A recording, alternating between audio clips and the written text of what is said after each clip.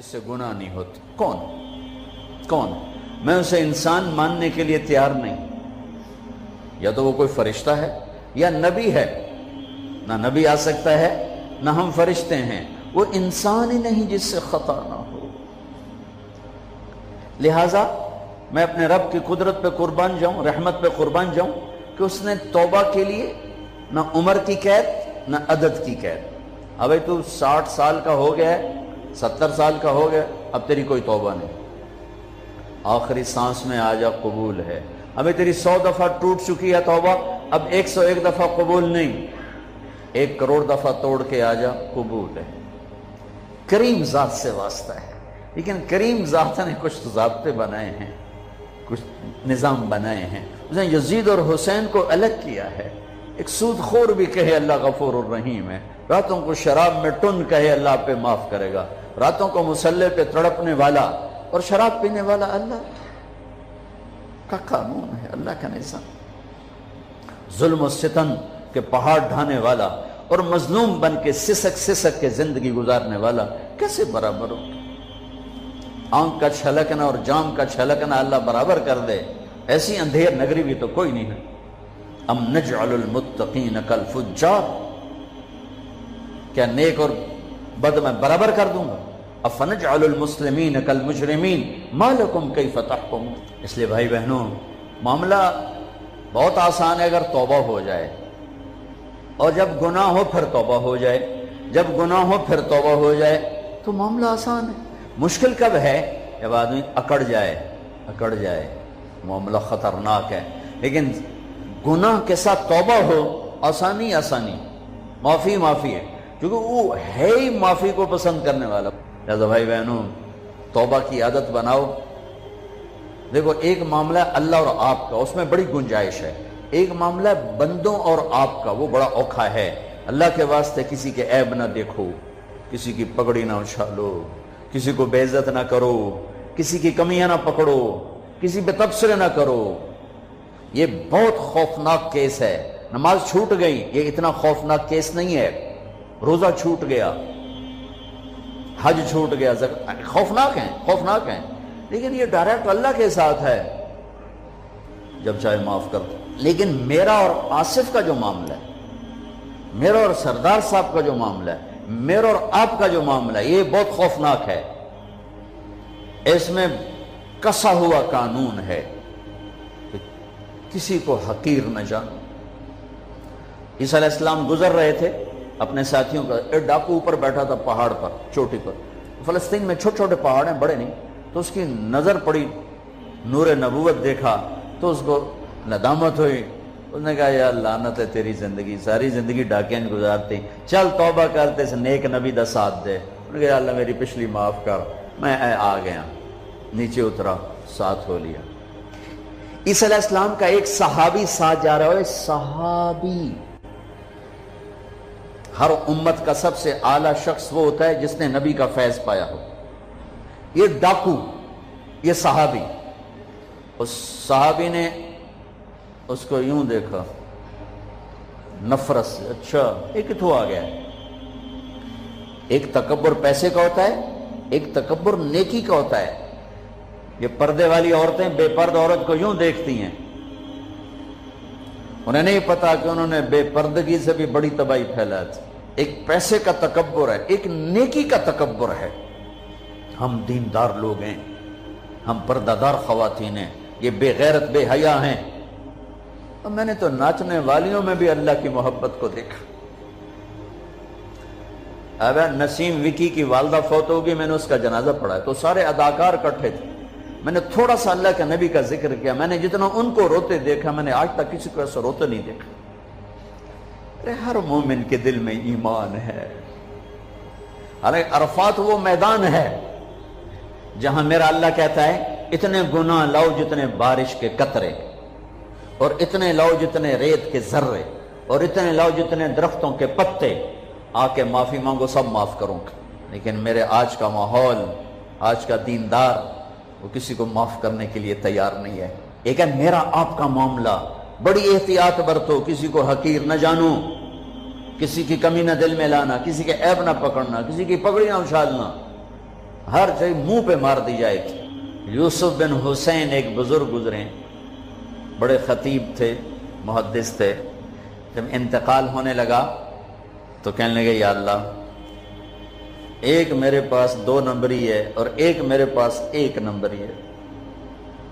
2 نمبری تو یہ ہے کہ تیرے اور میرے درمیان جو تعلق تھا میں اسے کبھی ٹھیک نہ کر سکا،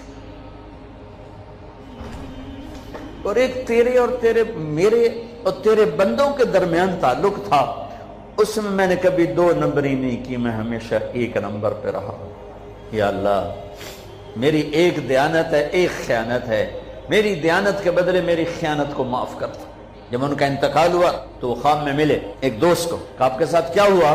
کہ اللہ نے مجھ سے کھڑا کیا، کہا یوسف مرتے ہوئے کیا کہا تھا؟ کیا کہا تھا؟ دوہراؤ، کیا کہا؟ کہ یا اللہ، میں نے یہ کہا تھا کہ میرے رب، ایک خیانت ہے جو میرے اور تیرے درمیان رہی ہمیشہ، میں اسے ٹھیک نہ کر سکا، ایک دیانت ہے جو میرے اور تیرے بندوں کے درمیان رہی، میری دیانت کے بدلے میری خیانت کو معاف کر۔ تو کہا یوسف، بس تیری یہ بات ہمیں پسند آئی، جاؤ معاف کیا۔ میرے نبی نے بڑے عجیب واقعہ سنا ہے۔ ایک تو قیامت کے دن 2 آدمیوں کو کہے گا چلو جہنم کی طرف، تو ایک دوڑ لگا دے گا اور ایک چلتے چلتے پیچھے مڑ کے دیکھے، پھر آگے جائے گا، پھر دیکھے، تو اللہ دونوں کو واپس بلا لے گا۔ ہاں بھائی، تو نے دوڑ کیوں لگائی؟ آگے دیکھنے رہے ہو جہنم ہے؟ کہے گا یا اللہ، تیری نہ ماننے کی وجہ سے تو جہنم دیکھی، تو مجھے خیال ہے آج ہی تیری مان لو، شاید تیری رحمت متوجہ ہو جائے۔ کہا اچھا بھائی، تو کیوں پیچھے مڑ مڑ کے دیکھ رہا تھا؟ کہ یا اللہ، تیرے بارے میں سنا تھا تو بڑا مہربان ہے، تو میں دیکھ رہا تھا کہ شاید تیری رحمت کہے گی آ جا۔ کوئی نہیں، آ جا۔ تو اللہ کہے گا چلو تھوڑی گل میں نے بڑی چنگی لگی، جاؤ جنت میں چلے جاؤ۔ معاملہ تو ایسی کریم ذات سے، ایک آدمی کی ایک نیکی کم پڑ جائے گی، ایک تیری ایک نیکی اگر بڑھ گئی نا تو میں تمہیں جنت دے دوں گا۔ اب یوں ہے، کہے گا چلو یا اللہ میں لے آم نا، اللہ کہے گا جا کسی کو لے آ، میں تمہیں جنت دے دینا۔ وہ یا اللہ ایک تو میں نے لب جانی، وہ اپنی اماں ابا چاچے تائے بیوی بیگم بچے سب منکر ہو جائیں، کہنا بابا نا کی پتا اساں اسے ہیک تو تھوڑ جاوی، کیا پتا ساڑیو ہیک تھوڑ جاوے، عزیدہ نہیں دین دے، عزیدہ نہیں دین دے۔ کہے گا ہائے میں مر گیا۔ تو ایک آدمی اس کی ہائے سنے گا، وہ کیوں ہے؟ کہ ہیک نیکی تو مار کھا گیا۔ کہے گا موجاں کر تیرا کام بن گیا۔ وہ کہے گا وہ کیسے؟ وہ کہے گا میرے کو ہے ہی ہیک کو، تو لے جا، میرے کڑے کم تھی، تو لے جا، میرے کو ہوئے تامی آگے نہ ہوئے تامی آگے، یا تو لے جا۔